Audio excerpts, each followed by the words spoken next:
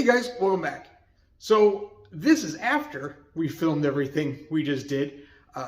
We go over, we show the finished up exhaust, and we explain why we did that without filming anything. We go into some stuff with the transmission. You'll find out about that in a minute. And then we get into rebuilding the trac-loc on the differential. And that's the reason I'm refilming this, because I didn't mention that. And then I also wanted to give credit. I was on the struggle bus getting that S-spring back in. And I found a guy, his name's Gap Rider on YouTube. And I'll put a link to the video in the description. And he uses vice grips. He uses a vice grip to pinch down the thing. And then from the other side, he takes like an 8mm wrench and slides it over the spring. And then releases it real easy. And so that the wrench will hold it clamped down, the open end of it. And then he does another one on the ending, and that S-spring like falls in. Like I was struggling hard. Like I walked away from it and came back the next day and fought with it a little bit, and then I found his video, and it worked out great. So like I said, the link will be in there, and we'll go from there. And so let's get at it. You can see we got the cutout all put on there. I built a block off plate using one of the V-bands, and that seals up pretty good. Like I said, it went into daily driver status for a week, and it was sealed up pretty good. It doesn't hit anything. Coming out of my driveway is pretty low. You can see we got a thing on there. It actually sit in there probably about another ½ inch like that. And it looks pretty good. Sounds good when it's up. So then come down here, you can see the exhaust is all buttoned up and a lot straighter. Doesn't hang down as low as it did last year, and we're all good on all of that. One thing though, is you can see there's still fluid underneath there. I changed the pan completely. I reused the gasket because it was one of the metal lined good ones, and it still seems like maybe it's leaking up there. Pretty much only leaks when it's sitting. So that's like 2 weeks of it sitting like that. So it's better than it was, but in all honesty, that's not even an issue anymore, because when we replaced that trans pan and gasket, we found some other problems, and I'll bring it back in a second and show you that.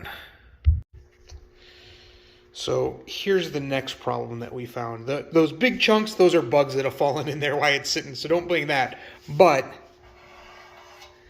that is just straight metal material, and that's just in the pan. It's pretty bad. The transmission drives, stays cool, drives exactly how it should. No problems, but clearly that is an issue. So we're going to pull that trans out and do a rebuild on it. So look forward to that here, I guess, for you guys. For me, I've rebuilt transmissions before, but it has been close to 30 years since I've done it. It was like my late teens, early 20s. I worked at a trans shop and mainly did R&R stuff, but the guy let me rebuild a couple. And then when I was in school, I rebuilt one for class. And that was it. So that was in my early 20s. I'm 49 now, so we'll see how that goes.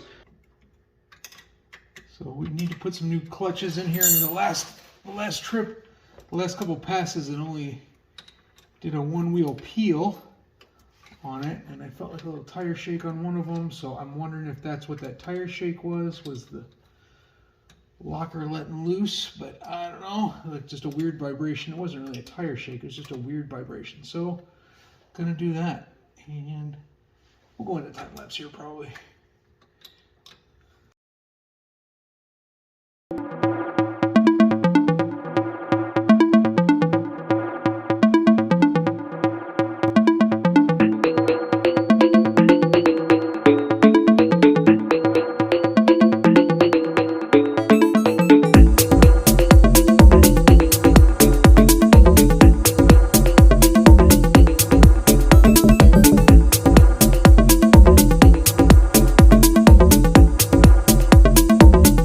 I was going to waste 20 minutes trying to save 5 minutes. I don't know why I do that. I think everybody does that every once in a while. But I knew I had to take the wheels off and loosen up the calipers, or take the calipers off to get those axles to slide out enough to get the axles to slide out so I could get the spring out. I sat there and fought it for way longer than I should have, knowing what I really needed to do. But now we got that out, so this spring should pop out fairly easy.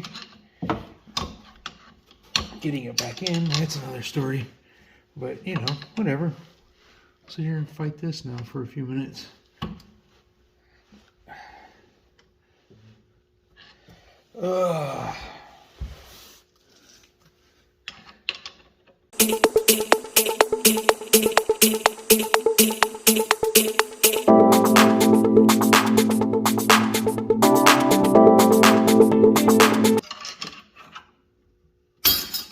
There we go. Maybe jump a little bit. Oh, there we go. I don't know how much you saw that. You might have had my head in there the whole way.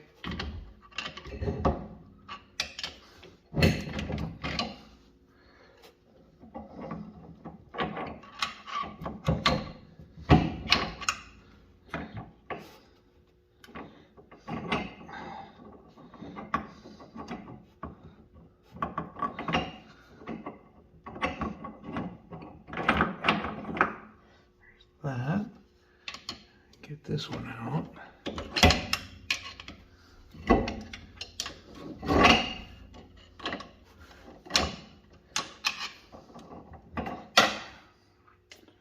that one on that side.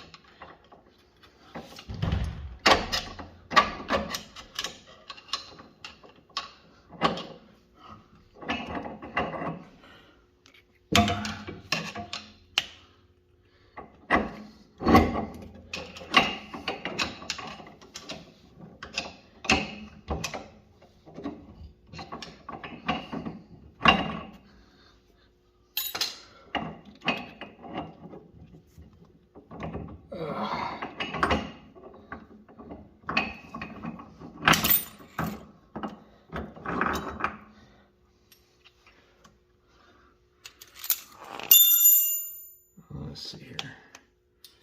What's the order these go in?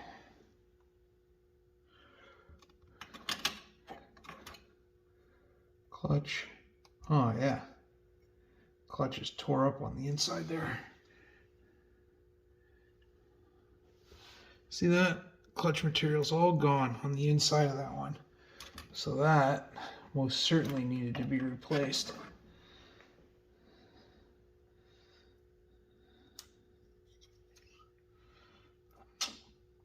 Just that inside piece though.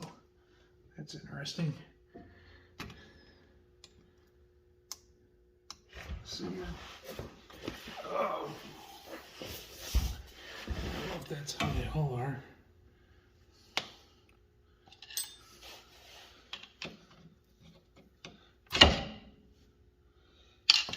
Oh.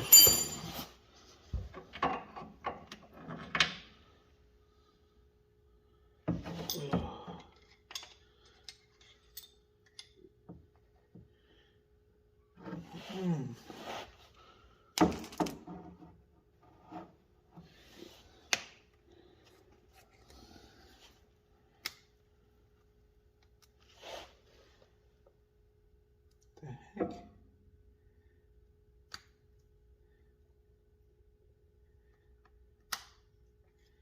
It's a little thin one. I think that's probably going to have to go back in there as a shim. Is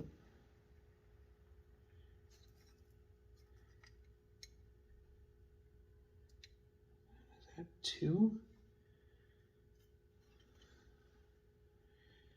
And then there's two hard plates, I think. Well, that's not right.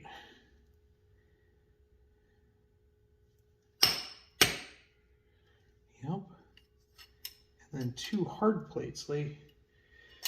Somebody's been in here and done fucked it all up, Ron? So we might have to look that up. I might have to shut the phone off so I can look it up.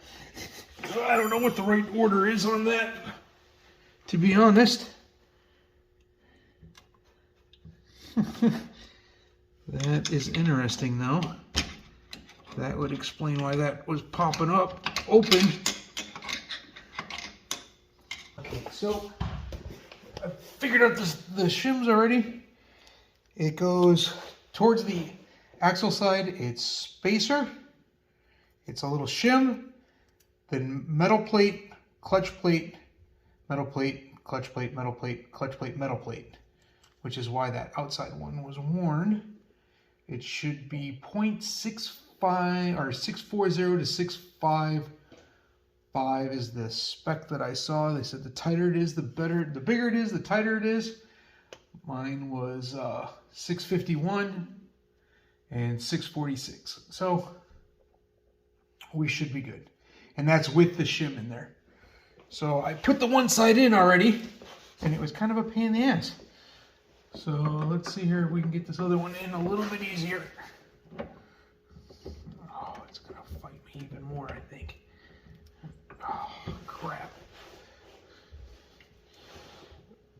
I need to get that axle out some more, I think. All right, let's do that.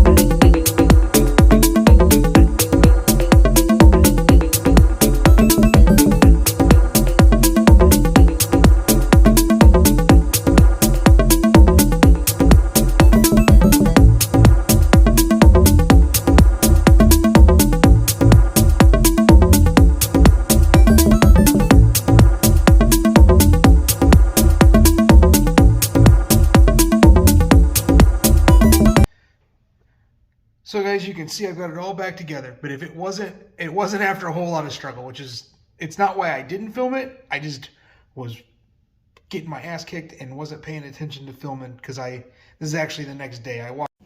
So right there I started getting diarrhea of the mouth and wasn't making any sense at all.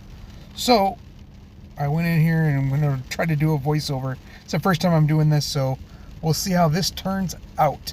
So I found a video that I mentioned where they put some vice grips over the S at each corner, and then from the inside they put an 8mm wrench right there and hook it up, and it holds the spring clamp down, and you take the vice grips off, and that'll keep it small on the one side.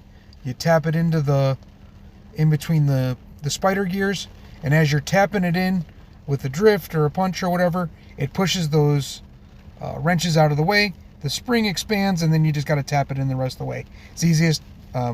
Really just look for the video I mentioned, and it'll be in the link in the description, and it'll explain it a lot better than I did just now, and certainly much better than the way I did in the video. So that's it, guys. We went over the exhaust, told you about all that, and how we got to there. What we're gonna do with that transmission, that'll be in the next video. Us pulling that apart. I don't know when we're gonna get to that. It might be a week or so before we get to the point where we're gonna pull that out. I got some other stuff we got to get done. Here's the clutch stuff that I was showing. I don't think I showed it really good on the thing. You can see that it's supposed to be all clutch material, like on that side, and then there you can see, and then the other side's not quite as bad, but you can see it's got that uneven wear.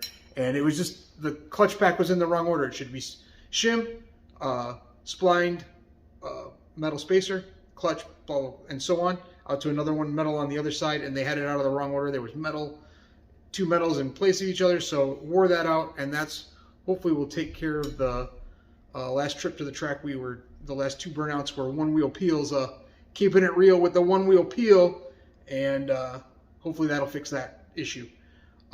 Like I mentioned, I'm going to go back and refilm the intro so I can give this guy credit, but gap rider with the two wrenches on there. Go watch that video if you're looking for S-spring install tip. That worked awesome.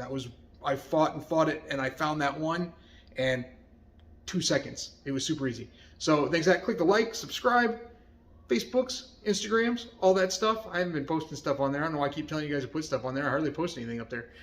Anyway, see you guys next time. Later.